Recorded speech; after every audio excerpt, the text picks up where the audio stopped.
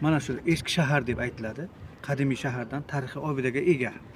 Bu Poyi Kalon kirib kelgan joyingiz. Minorai Kalon, Masjidi Kalon. Poyi Kalon degani bu eng katta qadam. Bu aytdim-ku, tuyani dedim. 13 ming kishi namoz o'qiydigan masjid. Ana bu yoqqa turgan minbar. 32 metr balandlikka ega. Ana bu Minorai Kalon. Bular ham bo'lmagan, madrasa ham bo'lmagan davrga bu masjidning uzunligi 1 kilometr bo'lgan. Enidan 500 metr bo'lgan. Poxtadan ana bu adashganlar deydimi? Nima deydi? Adashganlar masjidi deb. Suvga, halavga, haykalga sig'inib yurgan. Ana endi Arslonxon Poshshoni davriga kelib, masjid cho'pko'ri bo'ladi. Cho'pko'ri bo'lsa pastgina bo'ladi. Ko'p ham uzun bo'lmaydi. Buxoroga Mo'g'ul kirib keladi. Mo'g'ul kirib kelib, mana shu yerga hammalarni namoz o'qib turgan vaqtda imom bilan tortishib, qatl qilib bo'lgandan keyin buyuradiki, endi shularning zurriyotini quritish uchun bizga qarshi chiqmasin degan maqsadga Buxoroga mana bu yosh norasida go'daklar qatl qilishni buyuradi.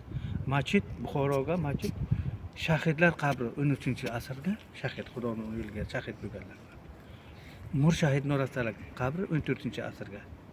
Buxoroga 14-asr Murshahidlar qabristoni deb aytilgandan keyin mana shuni Arslonxon buzib, masjidni buzib, masjid yo'q bo'lgandan keyin bu masjidni nomini Masjidi Kalon 1514-yilga Buxoroga Shaybonixon Samarqandlik bo'ladi. Bu masjidni 10 yilga taxlaydilar. Bu masjid Masjidi Kalon. Ana endi sizga Buxoroning minorasi haqida aytsam, Buxoroning minorasi Minori Kalon degani eng katta minor.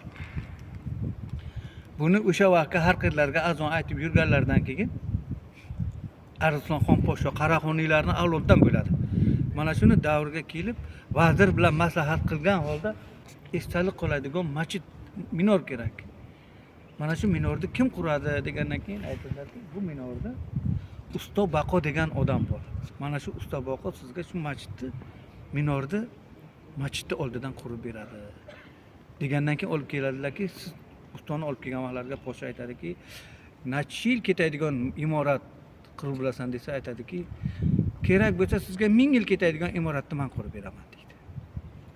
Mana shu meni olib kelgan vaqtlarga aytadiki, mana deydi, men shartim deydi shu 3 marta shart, 3 ta shartim bor. Mana shu shartimga ko'nsangiz agar, men shu minorni sizga qurib beraman. Birinchi shartim shu. Mana shu minorda tayinni quraman, 5 yil ko'rinmayman. Nimaga ko'rinmaysan? Uni sizga ayta olmayman. Meni qidirmaysiz. Ikkinchi shartinglar. Ikkinchi shartim shuki, mana shu minorda tagiga meni ko'masiz. Vasiyat qilib ketaman. Bo'pti, unga ham rozi. Uchinchi sharting nima? Uchinchi shartim shuki, mana toshini ko'ryapsizmi? Balanga qo'yilgan g'ish. Eng oxirgi g'ishni qo'ygandan keyin o'sha jallodga buyurar ekanki, usto Baqo tushib bo'lganlardan keyin aytinglar, kundan boshiga qo'ygandan keyin qatl qilmaysiz meni. Nima uchun qatl qilinadi? U vaqtlarga xonliklar bo'lgan.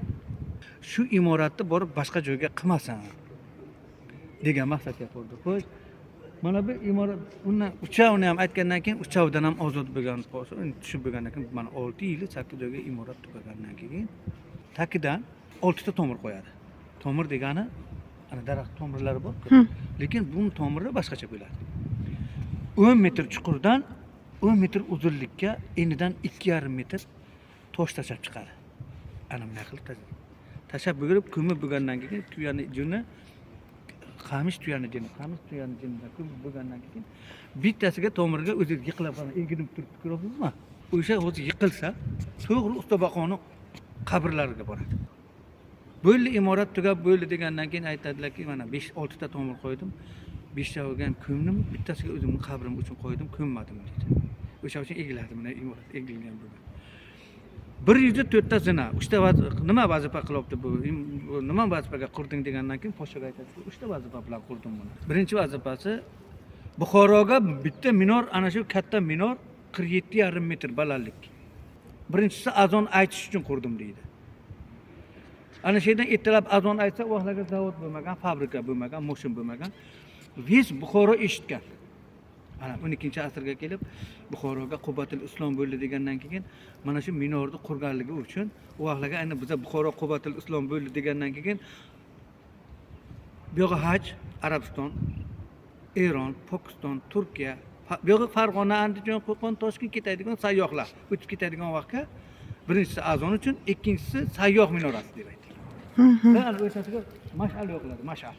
Aha. Ana shu mash'al bir 10 ta mash'al yo'qlangandan keyin mana shu tuya karvon shunga qarab keladi. 3-chisini Buxoroning quyruq minorasi ham deb aytilgan. Girdi o'ralgan-ku poqsabl. O'zana aynan saydaga darvozasi bor. Buxoroning 12 ta darvozasi bor. O'shandan ikkitasi qolgan. Qolganlari yangi bo'lgan. Devor yo'q. Ana shunday qilib Buxoroga bir ko'rsatdina 12 ta darvoza azon aytilgan. Ana bu yerga kino olgan, Hind kinosini, Alibaba kinolarini olganda, u yerga endi odamni tashamagan. Endi o'sha podsho qadimiy vaqtdagi podsholari zindonlar to'lib, odamlar ko'payib ketaverib, gunoh qilganliklaridan bozorda girdi bo'lgan. Shu bozorda girdagi odamlarni tuda qilib, endi shu ayollar ham, erkaklardan ham xaltaga solib minordan o'targanliklarini endi u vaqtlarga kino olmoqchi bo'lgan qo'g'irchoqda. Qo'g'irchoqda olib o'sha yerdan tashlaganligi uchun o'sha uchun o'lim minorasi ham deb aytilganlik. Shuning uchun odamlar o'sha vaqtgacha podsho o'lgungacha gunoh qilmaganlar. Mana ko'rib turgan joyingizda masjid minbar, ana minbarga ro'za namoz, qurbon namoz vaqtlariga bu yerga odam sig'maydi.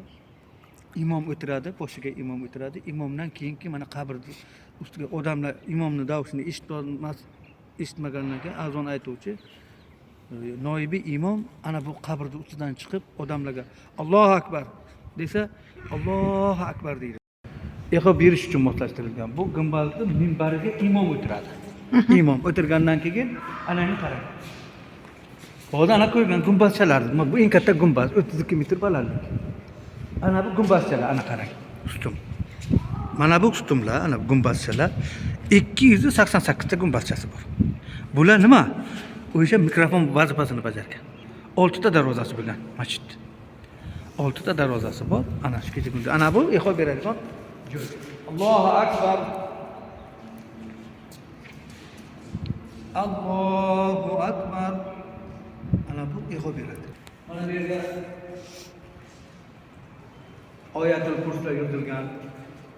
Mana bu oyatul kurslar yozilgan. Ana bu yerga La ilaha illalloh qabrning ustiga yozilgan, o'sha nimani o'sha maqbaraning ustidan ana bu yerdan turib yozilganlari, oyatlar. Ana bu yerga mulk suralari, har bir darvozaga, har bir kiradigan joyiga oyatlar, Allohning kalomlari. Madrasa Mir Arabga borsangiz agar, mana eshikchalari bor, kiradigan har bir eshikchalarda mana shu Mir Arab madrasasida payg'ambarimiz sollallohu alayhi vasallamning hadislari yozilgan.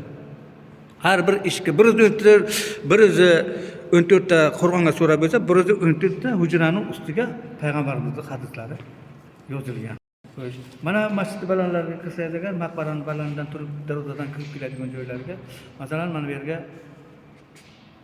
yozilgan, haylamlarda yozilgan Qur'on oyatlaridan, masalan, Naba surasi.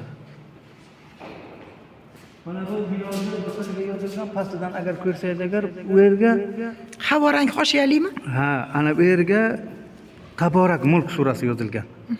Yo'q, qo'shilgan emas, pastiga yozilgan. O'shaning pastiga oq ganj bilan yozilgan. Hozir aytib ko'rsataman sizga.